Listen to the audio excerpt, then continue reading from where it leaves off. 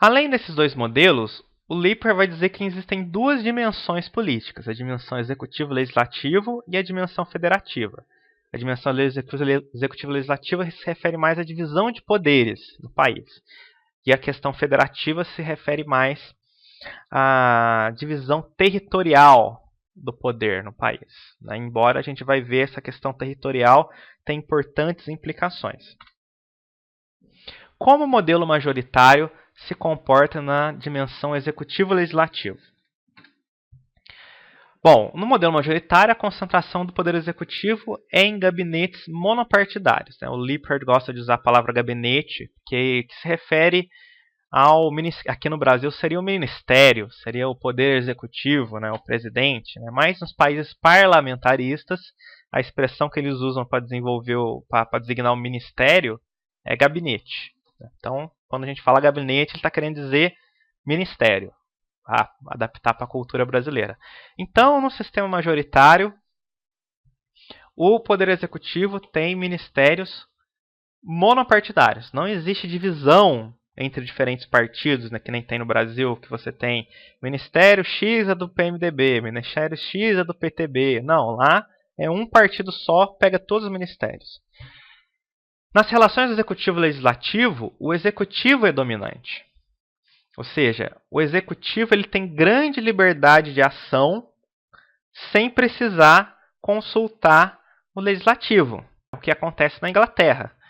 Quando o gabinete inglês, que representa lá o primeiro-ministro, todos os secretários de Estado, precisa tomar uma decisão, eles não precisam se preocupar muito em enfrentar resistência no legislativo, porque o legislativo, ele, em geral, carimba tudo que o executivo fala. Na verdade, o parlamento inglês, a principal função dele é eleger o primeiro-ministro e eleger o gabinete. Depois que ele elegeu o gabinete, ele normalmente aceita. O sistema é bipartidário, ou seja, não existe uma grande quantidade de partidos. Você tem, em geral, só apenas 2 partidos que vai, ora ganhar um, ora ganhar outro. Os sistemas eleitorais são majoritários e desproporcionais. O que é, afinal de contas, um sistema eleitoral majoritário? O sistema eleitoral majoritário que a gente conhece no Brasil de voto distrital. Você divide o território em diferentes regiões, pode ser cidades ou então bairros de uma grande cidade, cada região elege um parlamentar.